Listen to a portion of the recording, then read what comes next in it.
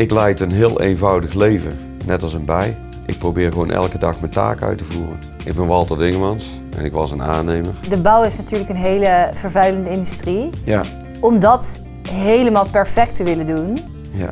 lijkt mij best moeilijk. Bij mij mag het ook imperfect zijn. Ik elimineer beton, ik elimineer staal. Wat breng je in de plaats? Alleen maar natuurlijke materialen. En jezelf? En mezelf. Ik denk dat we echt heel dik in de shit moeten zitten voordat we ons echt gaan realiseren van ja, het moet echt anders. Zitten we niet al heel dik in de shit? Nee. Als ik het nieuws moet geloven, dan denk ik van wel. Als je daar last van hebt, moet je met nieuws kijken. Gewoon je ding gaan doen. Impact maken. Zoals? Ga je in je eigen straat, in je eigen wijk, ga mensen helpen die het niet kunnen betalen. Zoek je nog mensen in je team? Ja, op dit moment inspireer ik hele jonge mensen die op dit moment fantastisch mooie studies doen die ik zelf niet heb kunnen doen. En die komen bij mij iets in de praktijk leren en willen dat dan ook zelf weer in de praktijk gaan uitvoeren. Wat leren ze dan?